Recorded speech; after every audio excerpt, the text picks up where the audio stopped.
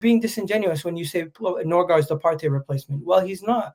Zubimendi is technically the Partey replacement who's going to be starting. And I don't, as this comment here says, I don't blame the club for letting Partey go. And finally, I personally think it's a situation where at this point, we just need to calm down and judge the window completely once it's done. Because you can criticize in the moment, and I fully understand the criticism of letting Partey leave. But the fact that we quickly pivoted and got somebody else in right away, I'm happy. Because imagine if it was just Zubimendi and nobody else coming in. We would say, yo, we're short. But now there's Norgaard. All of a sudden people are saying, we don't rate this signing, hence why we're going to bitch and get mad. And I think there's a level of having to calm down and be like, hey, well, if I would have told you 2 weeks ago that Partey was leaving and we were going to bring somebody else in right away to replace to fill in the squad hole, you would have been okay with it. It's like this comment says here, shout out Social Jones. Partey's skill set will be missed. Hard to replicate it, but it's over. Move on. That's where I'm at. I want to ask you on Norgaard, yeah, does his injury record, can you see this? Or do you want me to zoom in? What about this? Can you see it or you want me to zoom in? I can yeah, because some people have said I don't think there's anything here, but that's nothing. He's missed 7 games out of a 38-game season. He then missed another 10 games out of 9 games out of 38-game season, and then that is in the last 2 years though. Doesn't get injured. You have to go back a few years for the ankle and that. Yeah, it doesn't get injured for 2 more years where he plays pretty much every game. What are we talking about? Like, we're overdoing it. Yeah. I got you to ask the questions. Arsenal have an interest in Rodrigo. We've touched on him. We can forget Nico Williams. Me and you have previously spoken about Anthony Gordon. What do you make of Morgan? Well, you've touched on Morgan Rogers, so I know you like him. What do you make of Madueke rumors? I think it's. I saw your tweets. You're not with it. Don't lie now, guy. You know you're not with it. You're not on it. I think it's third or fourth choices. I don't want nothing to do with him personally. And I think Nani Madueke does not improve Arsenal. I think he would be a downgrade on Ethan.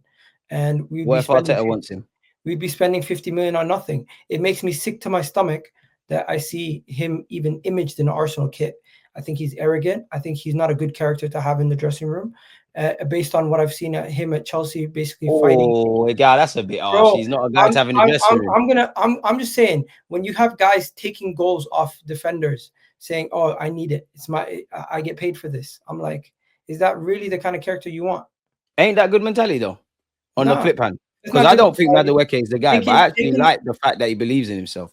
Taking a goal off a defender off the line and saying, "Yo, I need it. This is why I get paid," is a mad thing. I just forget about all of that. How does that mean he's a bad character in the dressing room and all that? Forget about all of that. I don't want him, but I like to be fair. The main reason why I don't want him, number one, is because I don't think he improves us. Even as a backup, I question if he would be happy as a backup and if he would even be getting enough game time. I don't think he will. Backup. No, and this is where I bring in the character part. At Chelsea, I've seen certain things that I think would be problematic if he was a mainstay. He definitely thinks he's better than he is, but I've seen good players that think I've seen guys that can do everything with a football. They don't believe in themselves enough, and I've seen shit players or players I don't necessarily rate over believe in themselves. Irrational confidence is good.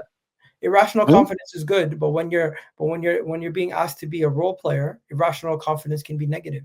I don't think he wants to move to Arsenal. And what I mean by that is, I think obviously if we came calling and Chelsea said sell him, side note, because of the fact that we buy Chelsea players and they got to sell players, that's what makes me give fuel to this, and it could be a backup and all of that jazz. But I think he would listen to Arsenal. You stay in London, we're a big club. I'm sure he can talk to his England colleagues and whatnot. I don't know if he wants to play off the left-hand side on a consistent basis, to which you might want to play on the right-hand side. We all know who's there. I wouldn't want his update. Pardon? Did you see the Hand of Arsenal update? He literally said exactly what you said. Yeah, you see, there you got it then. There you got it then. And it just doesn't make sense. And I understand win now mode. He's probably closer to winning now mode than a Nwaneri. But if Nwaneri's only avenue for next season, for argument's sake, is playing off that right-hand side and deputizing and rotating with Saka, quote unquote, I wouldn't want Madueke to disrupt that. That being said, I don't want him. I don't really believe in him. I don't think he's as bad as people make out. But again, I don't want it. Bro, Ethan had more goals than him in all comps last year. But what makes you think a man that's gotten that much game time, that much opportunity, who had less goals, than Ethan, who barely started based on what some Arsenal fans are telling us, and got barely any minutes, and Arteta was disrespecting him. I personally think Ethan should be given the opportunity to be the backup to Saka and to be given more opportunities as a backup. Now, if you say we want more competition for places, if Trossard stays, Trossard can also play as a backup right winger. If we sign Eze can also play as a backup right winger. If we keep Martinelli will predominantly play as a left winger, nowhere else, right? But Jesus comes back fully fit, he can also play as a right winger. We forget that we still have Jesus at the club. Nani Madueke offers. When's he coming back? Is it January, isn't it? I might be wrong. Potentially, he's not going to be a fit until after the window. But I don't think there's any reason for Arsenal Football Club to sign Nani Madueke. But the only logical thing that I've noticed behind why we're linked to him is because Berta does business. And the way he does business is he'll line up an A, B, and C. And in my opinion, Nani Madueke to me seems like the C target. The A target's probably Eze, and the C, and the B target's probably Morgan Rogers, based on the report that we got from David Ornstein today. Those are the three names they're speaking about as potential additional signings. What do you make of our pursuit of another defender in Mosquera? I rate it. Bro, we need to get a young up-and-coming defender to come in and be ready in the case that we lose Saliba or Gabriel gets injured or something like that. And this guy's highly rated in Spain. They're very comfortable on the ball. Spanish international, comes from a Spanish academy. You know how they play. 6'3", has the height, will help us out with the set piece FC again. And overall, he has the capability to become a player who potentially could be an understudy that turns into the main man if Saliba were to leave. And we might have somebody in the building in the case that Saliba were to ever say, you know what, I'm going to Madrid. I mean, the one thing I like about him is he can play left-sided centre-back, right-sided centre-back, and right-back. And for obvious reasons, you know, we had a lot of injuries to our back line. And, I mean, people can criticise Mikel Arteta. And I'm not even going to do the whole acting like he's been amazing thing. But if there's one unit of our team, so you got the defensive unit, midfield unit, and the forward unit, right? There's been progress, a lot of progress with our defensive unit. You mentioned Saliba and Magalhaes. They've developed under the guy, and there's plenty more. So that is what entices me to Mosquera. And obviously, he can be a bit cute and clever with the price. Clearly, we wanted another defender. We tried for House, and it didn't work. Last January, we tried for Victor Rice. I don't know how far, if we did go that far for Mark Gurhey, but we do need another defender. And I'll remind you of this every time we're here, Gal. I told you weeks ago we need a defender. You're like, no, we don't, man. You're talking about a defender, man. And my next hot take for you, Gal, is beyond the obvious. Left back, no? Let me finish. No, you didn't. You said defender. You said defender. I'm happy you mentioned left back. My next hot take is we need another left back. Big up Lewis Skelly. There's game time there. I'm well aware of all the other options. We need another left back in that squad. That's my next one, Gal. You think we get Hato? We have money left over.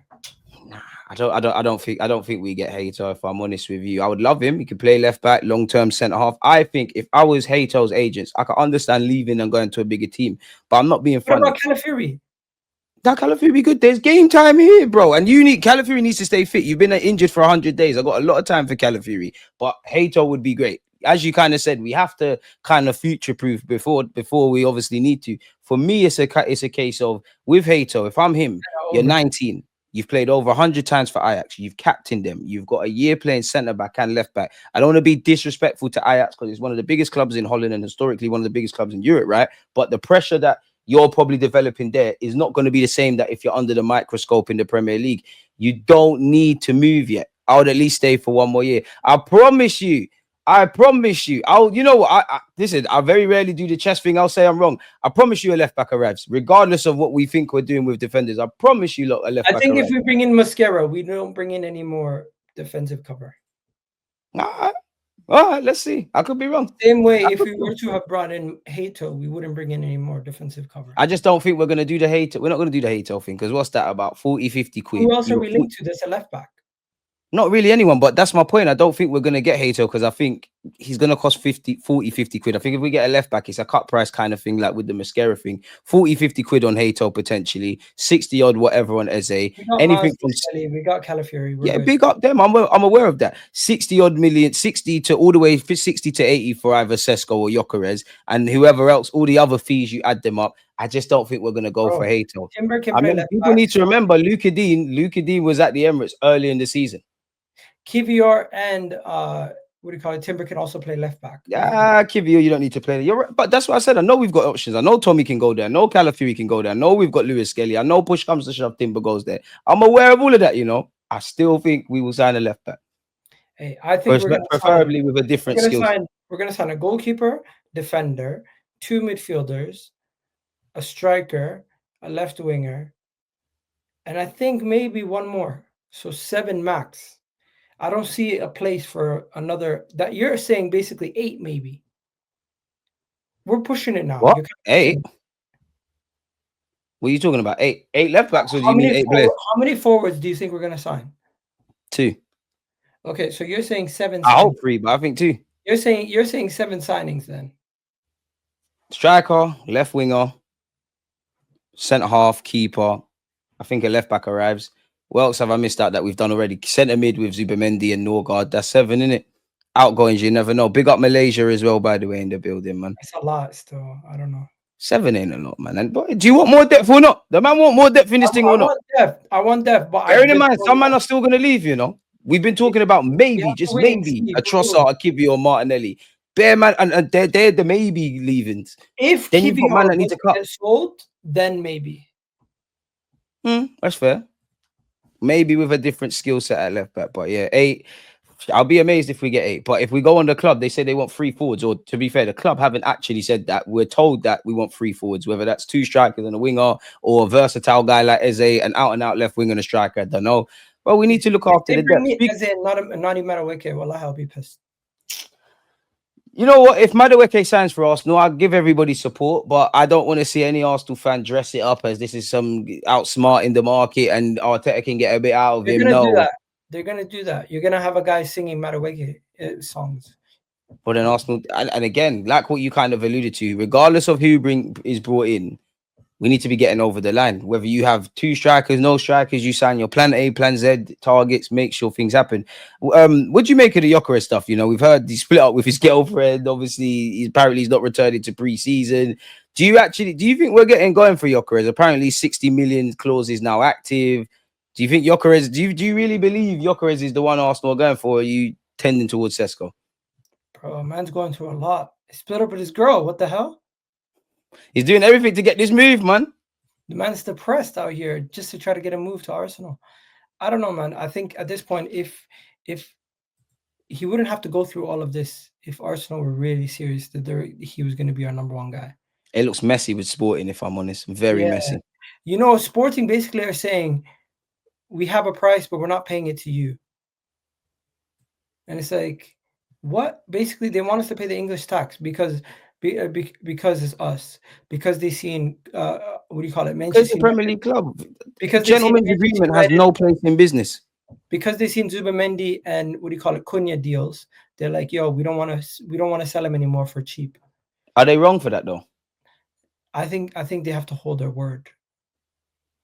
I hear you, but this is business. Unfortunately, like gentleman's agreement doesn't go anywhere. I would love if it, you know, even if he doesn't sign for us, you know, Gyökeres has kept to his word, Sporting has kept to his word. Unfortunately, this is business, rightly or wrongly. When I remove how you should conduct yourself, are they wrong for saying Cunha and this one cost, etc., etc.? 27 years of age, Gyökeres, in a day and age the striker market's dead. Premier League clubs want him. We want top money for him. I don't think they're wrong for that. Look at what that says. Gyökeres clause is now active, and then the second paragraph, just to end it, they will have to compensate the agent with 10% of. And they probably owe Coventry some money if they do sell Gyökeres. There's probably a sell-on fee there. So if a bid is made and they reject it, if I'm not mistaken, they will have to compensate, right? And the saddest thing is, there's no way of verifying if that is even true. Like that could all be nonsense, because that for that to actually have legal ramifications, that has to be in his contract. If they just said it to him that if we don't accept it, we'll pay you a penalty fee, There's no legally blinding nothing. Now, obviously, you've broken your word, you've done all of that, but it don't really make sense. Yeah, And this if is what I you want to have say. to Yeah, what's write being down, reported in the media and what's actually going on in the footballing world could be very different things. All of this could be nonsense. true. If it is nonsense, that's crazy because it's like, why would you have all that out there? It's If dumb. it's And nonsense, apparently, Sesko's maybe release clause is dropped as well, just to add to this convo. hey, Berta's doing magic. If he gets Sesko for 50 something million, or he gets Jokeris for 60 million, either way, he's done well lowering the valuation of those players. And I said both of you need to kick the cup and get a grip. I don't know what you're talking about there, but it's the 1st of July. Happy new month to everybody. If you that's how you feel, fuck off, bro. What, like, you just want to say cool stuff. But anyways, what do you make of the price tag dropping? I think Berta's done well if this is true, and he's been able to lower the price from the 99 million they wanted to 75 million euros, which is 60 million pounds. I've got to ask you whether we sign Sesko or Jokeres and Eze and Rodrigo. Let's just assume we get Sesko or Jokeres. You get Eze, Rodrigo. You've got all of these options. Are we sorted? Like, is that it? We put these players on the pitch, we're scoring more goals, everything's great, or is there something for Mikel Arteta to arrest tactically? Bro, I think as long as we're solid defensively and our midfield solid, if we sign two or three attackers, we are ready to go on to move on and win this league. So there's nothing tactically Arteta needs to evolve. You just slap better players in them attacking in the attacking third, and we're lit now. Yeah, you just play to the strengths of your team though. But how does that break down? Okay, Sesko, Jokeres, they're great players. Put Jokeres up front. Put Rodrigo there. Let's actually say, you know what? Put Odegaard in the 8. Put Eze in the 10. How are we breaking down low blocks? The way Surely there's something tactically beyond just how good these players are. Surely. I'm not gonna lie to you, Deluded. I have not looked at the tactical breakdown of how we're gonna play with each player. No, I'm not asking you that. I'm just the only thing I'm asking you is, does signage just necessarily guarantee all our issues? Because for me, I think it's part of the job. That would be naive for me to sit here and say, yeah, no, that's what I'm trying to get to. Just make the signings and that's everything's done. But I obviously that's what I was getting to. That would be left to the manager and that would be left to the team to figure out what the best way to play is. I personally think it's this embedding program. Whoever we bring in, we're going to play the same way we played to end off last year, and we're going to transition midway through the season, because it's not going to be a situation where Kai Havertz is sitting on the bench to start the season. He's going to probably start. Each player who we sign is probably going to come off the bench to the first game. I don't think it's a situation. Only Rodrigo I see potentially starting from week 1 because the money we're going to be spending on him. Do you give any food for thought to the Ikatike rumors? I know we're primarily linked with Sesko and Jokeres. Like, do you believe it, or is it just another name clicks? It's a mirage. It's a way to lower valuations. So once again, show people you have options. Do you believe any of the talk with Ademola Lookman? Would you have Ademola Lookman? I heard talks about it back in the summer. He's always linked with us. Last year, and I heard talks about it in January. But the rumor has it that scouts do not trust Gasperini's system players to translate.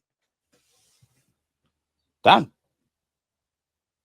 I'd have him, but I want to explore as far as we can go with the Eze. Gasperini's system is very unique, and players who've been transferred from his system previously to much bigger clubs than Arsenal have struggled.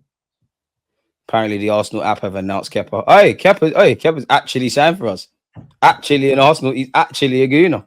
Welcome, Kepa. Welcome. I might not rate you, but we give everybody a chance. He's been announced. Can he take Raya's spot? Zubimendi's next.